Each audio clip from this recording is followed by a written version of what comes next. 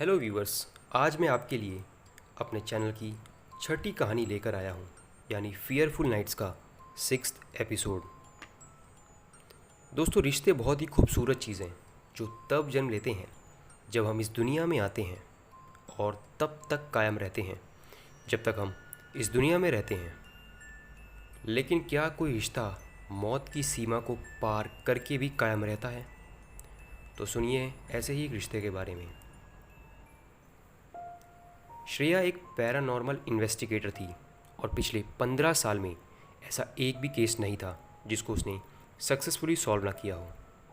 एक केस और आया था उसके पास, जिसमें एक लड़की रितु ने उसको बताया कि उसने करीब 1.5 साल के अंदर 5 घर बदले हैं, और वजह है कि अभी से ठीक 5 साल पहले उसके साथ एक ही घर में रहते हुए उसके भाई ने फांसी लगा ली थी। उसके बाद 3 साल तक वो बिना किसी परेशानी के रह रही थी, लेकिन पिछले 2 सालों से जो भी उसने अनुभव किया उससे वो बहुत डरी हुई थी। दरअसल उसका भाई उसको अक्सर दिखाई देता था, और गौरतलब बात ये थी कि वो अक्सर जब भी रितु को दिखाई देता तो वो डरा हुआ रहता या घर के किसी कोने में बैठकर रोता रहता था। श्रेया को रितु ने अपनी लोकेशन बताई और इसके बाद श्रेया ने 2 दिन बाद सेशन करने का टाइम रखा। इसके बाद जब टाइम आया तो वो पहुंची रितु के घर। घर में कदम रखते ही जब एक नज़र श्रेया ने पूरे घर में दौड़ाई तो उसको पहले तो घर के तापमान में एक ठंड सी महसूस हुई। दूसरा ये कि पूरे घर में एक उदासी सी महसूस हो रही थी। इन सब चीज़ों को नज़र में रखते हुए वहाँ लाइट्स को ऑफ करके श्रेया ने ईवीपी रिकॉर्डर, यानी जिससे आत्माओं की मौजूदगी का पता चले, उसको निकाला और इधर उधर देखकर बोला कि दीपेश, क्या तुम यहाँ हो? दीपेश, मैं श्रेया तुमसे बात करना चाहती हूँ। क्या तुम मेरे आसपास हो? अगर हो तो जवाब दो। श्रेया ने करीब से 6 बार कोशिश की, और जब कुछ नहीं हुआ तो उसने जैसे ही अनजान बन के पीछे बैठी दीपेश की बहन रितु को देखा तो उसके सामने से ग्लास के टूटने की आवाज़ आई। ऐसा होते ही जब उन दोनों ने सामने देखा तो वहाँ कोई ग्लास नहीं था। श्रेया को इशारा मिल गया था।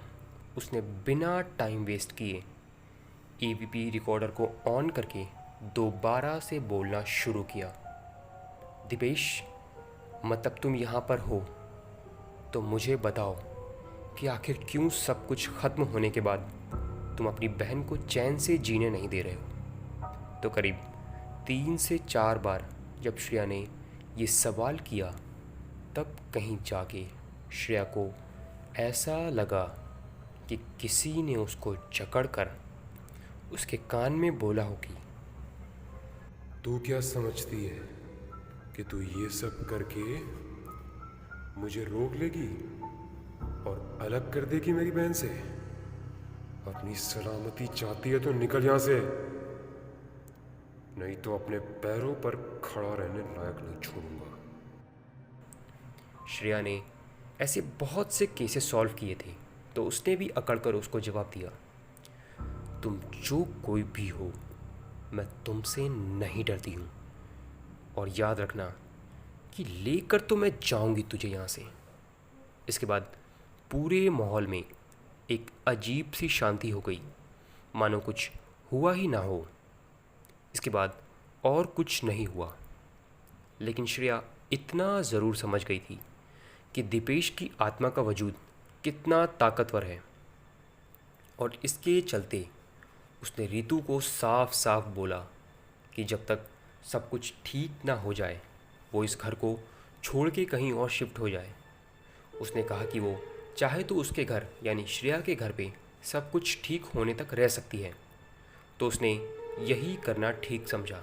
तो उसने अपना घर लॉक किया और वो श्रेया के साथ उसकी कार में बैठकर उसके घर जा रही थी कि ड्राइव करते करते ही अचानक श्रेया के सिर में बहुत तेज़ दर्द होने लगा। बीच बीच में श्रेया जब अपना सिर अपने हाथ से दबाती तो रीतू उससे पूछती कि आखिर बात क्या है, लेकिन वो बस ऐसे ही सिर दर्द बता के बात को ख़त्म कर देती। वो लोग कुछ आगे गए ही थे कि तभी ड्राइव करते करते ही अचानक कोई इंसान श्रेया की गाड़ी के आगे आ गया। हड़बड़ी की वजह से श्रेया को समझ नहीं आया कि क्या करें, तो उसने तुरंत ब्रेक मारी और साथ ही स्टीयरिंग जितना हो सका उतना मोड़ा और तभी गाड़ी सीधे जाके डिवाइडर से लड़ी। आँख खुली तो देखा कि श्रेया हॉस्पिटल में थी और उसके सिर और सीधे हाथ में अच्छी खासी चोट लगी थी। श्रेया ने महसूस किया कि उसको सुनने में काफ़ी तकलीफ़ हो रही थी, लेकिन जब नज़र थोड़ी घुमाई तो देखा कि रीतू उसके बगल में बैठी थी। और गौर करने की बात ये थी कि रीतू कार में श्रेया के बगल में बैठी थी, लेकिन उसको एक भी खरोच नहीं आई थी। डॉक्टर्स ने रीतू से कहा कि चोट कोई ज़्यादा खास नहीं है, लेकिन अगर वो टाइम पे हॉस्पिटल नहीं पहुंचती तो बात बढ़ सकती थी। इसके बाद श्रेया और रीतू बात करते करते कब सो गई उनको पता ही नहीं चला कि लेटे लेटे श्रेया के एक कान में ईसीजी मशीन के चलने की आवाज़ आ रही थी और फिर दूसरे कान में श्रेया को एक आवाज़ साफ साफ सुनाई दी। श्रेया, श्रेया, क्या हुआ? अब डर लगा ना? तुम तो बोल रही थी कि तुम्हें किसी से डर नहीं लगता, लेकिन अब लगेगा। श्रेया छटपटा के उठी, लेकिन हाथ के दर्द से दोबारा बेड पर गिर पड़ी। तभी रीतू की आंख खुली तो उसने देखा कि श्रेया दर्द से तड़प रही थी। तो रीतू ने तुरंत डॉक्टर को बुलाने के लिए, तो श्रेया ने उसको रोक दिया। तो जब रीतू ने उससे पूछा कि आखिर बात क्या है, तो वो रीतू को बताने को हुई तो, लेकिन उसने कुछ बताया नहीं। इसके बाद डिस्चार्ज होके 1.5 महीने तक श्रेया रीतू के साथ अपने घर में रही। इसी बीच उसके साथ कोई हादसा नहीं हुआ, लेकिन एक डर सा था श्रेया के दिल में जो उसको इससे पहले कभी महसूस नहीं हुआ था। रोज शाम को रीतू काम से लौटकर श्रेया के घर पहुंचती और उसके साथ ही रहती, लेकिन दिन पे दिन वो देख रही थी कि कैसे श्रेया अक्सर रात को किसी से बातें करते करते ही और सोते सोते ही इतनी ज़ोर से चिल्लाती मानो कोई उसको जान से मारने की कोशिश करता। जब बात ज़्यादा बढ़ गई तो कुछ टाइम के लिए रीतू ने अपने ऑफिस से छुट्टी ली और श्रेया के साथ वक्त बिताना ही ठीक समझा। ऐसे ही एक दिन वो दोनों बैठकर बातचीत कर ही रही थी जब श्रेया ने रीतू को अपने माँ बाप और अपनी फैमिली के बारे में बताया। लेकिन श्रेया धीरे धीरे ठीक हो रही थी, तो वो जल्द से जल्द और जितना हो सके दीपेश के बारे में रीतू से पूछने की कोशिश कर रही थी, जिससे वो उसके बारे में कोई सुराग ढूंढ सके। तो रीतू ने श्रेया को उसके बारे में बताया कि उसका भाई उसको बहुत प्यार करता था और वो पढ़ाई में भी बहुत तेज़ था, लेकिन मौत के कुछ महीने पहले से वो बहुत परेशान सा रहने लगा था। ये बात बताते बताते अचानक रीतू रोने लगी। श्रेया ने उसको संभाला और वो अब कुछ धीरे धीरे समझ पा रही थी। इसके बाद करीब 5 दिन और उन दोनों ने घर पर बिताए। फिर जब श्रेया बिल्कुल ठीक हो गई तो पता नहीं क्यों क्या और सोचकर उसने रीतू से कहा कि क्या तुम मुझे अपने और अपने भाई के कॉलेज के दोस्तों से मिलवा सकती हो। तो रीतू ने भी वही किया। उसने श्रेया को अपने उन दोस्तों से मिलवाया जो उसको और दीपेश को करीब से जानते थे। श्रेया ने सभी का फ़ोन नंबर लिया और एक एक करके उन सभी से बातचीत करी और करीब एक हफ्ते बाद श्रेया ने रीतू के बंद पड़े घर में एक सेशन रखा और उसने रीतू को यकीन दिलाया कि वो इसके बाद कभी भी इस परेशानी को फेस नहीं करेगी। तो उसको ये बात सुन के थोड़ा अच्छा महसूस हुआ। इसके बाद घर पहुंचकर श्रेया ने EVP रिकॉर्डर सहित सारे डिवाइसेस निकाले और बोलना शुरू किया। दीपेश, क्या तुम यहाँ हो? बहुत हो गया दीपेश। मैं जानती हूँ कि महीने भर पहले मेरे एक्सीडेंट की वजह तुम ही थी, लेकिन मैं बस चाहती हूँ कि तुम अब मेरे सामने आओ। इसके बाद कुछ ही सेकंड्स की खामोशी होने के बाद श्रेया ने अपने कानों में सुना, क्या चाहती है तू? इस पर श्रेया ने बोलना शुरू किया, देखो दिवेश, मैं जानती हूँ कि तुमने आत्महत्या क्यों करी।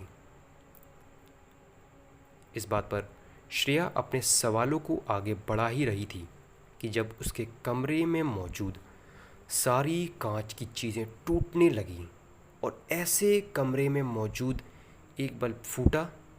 वो सीधे आके श्रेया की एक दाहिनी आँख के ऊपर लगा। श्रेया के सिर से भी लड़ा था, लेकिन आज तो कुछ भी होता, लेकिन श्रेया को अपनी बात पूरी करनी थी।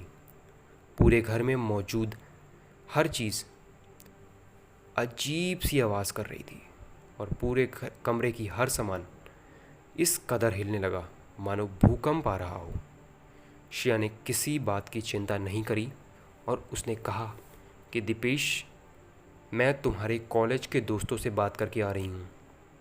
ये बात बोलते ही पूरे माहौल में शांति हो गई, लेकिन रीतू श्रेया की तरफ देख रही थी क्योंकि वो ये सोच रही थी आखिर दीपेश के दोस्तों ने और उसके दोस्तों ने श्रेया को ऐसा क्या बता दिया है।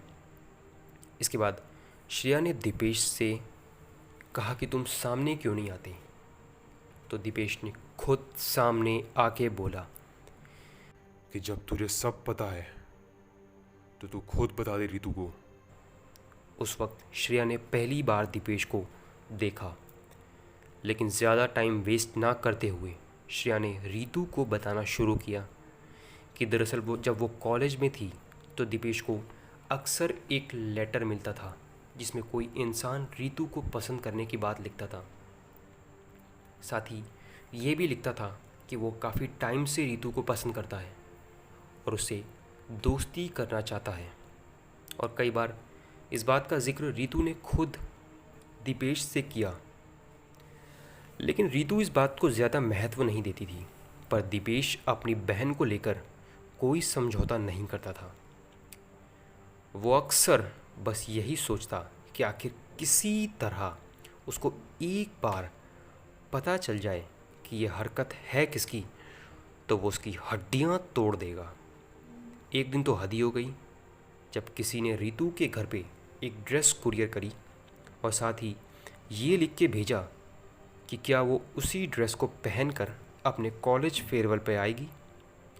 दीपेश के लिए अब चीज़ें बर्दाश्त के बाहर हो रही थी। उसने रीतू को बिना बताए ही पुलिस में कंप्लेन कर दी थी। पुलिस ने उससे कहा था कि हम अपनी तरफ से पूरी कोशिश करेंगे, लेकिन अगर दीपेश तुम्हें कुछ पता चले तो तुम बताना ज़रूर। ऐसे ही एक दिन दीपेश के एक दोस्त ने उसको बताया कि भाई पता चल गया है कि ये हरकत किसकी है। तो जब उसने पूछा तो दीपेश के दोस्त ने बताया कि ये सब अपने कॉलेज के प्रिंसिपल की करतूत है। जैसे ही ये बात दीपेश ने पुलिस को बताई तो पुलिस ने कुछ सबूतों के बेस पे प्रिंसिपल को अरेस्ट कर लिया। वो सबूत दीपेश के एक दोस्त ने उसको इकट्ठा करके दिए थे। प्रिंसिपल तो गिरफ्तार हुआ था, लेकिन उसके पोजीशनल पावर की वजह से वो कुछ ही दिनों में बाहर आ गया। इसके बाद कुछ ही दिनों के अंदर दीपेश का वही दोस्त रहस्यमय तरीके से गायब हो गया जिसने उसकी मदद की थी। इसके बाद दीपेश को भी धमकियां मिलना शुरू हो गईं कि वो अपनी हद में रहे और जो कोई भी उसको धमकी दे रहा था उसने ये भी बोला कि अगर वो अपना मुंह खोलेगा तो उसको भी वहीं पहुंचा दिया जाएगा जहां उसके दोस्त को पहुंचाया गया है।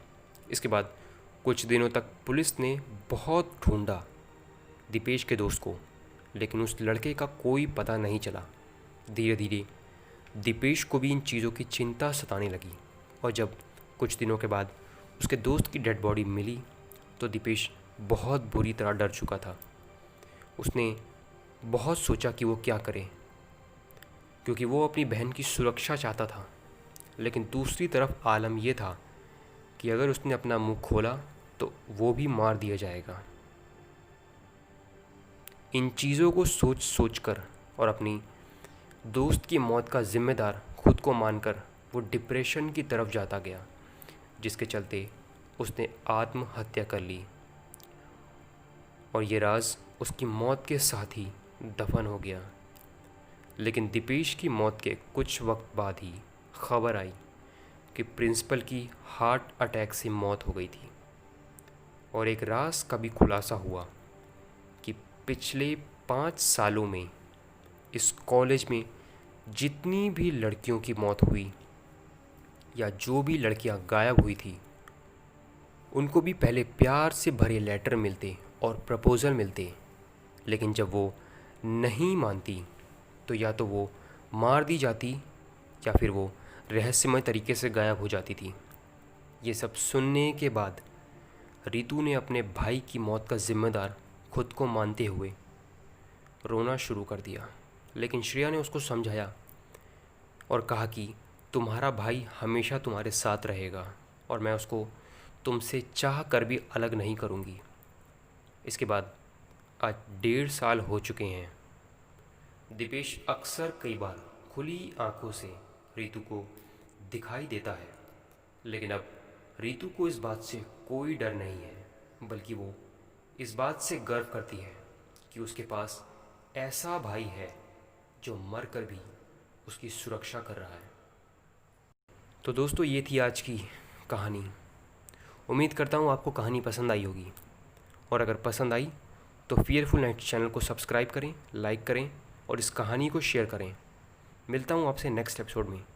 तब तक के लिए goodbye and take care.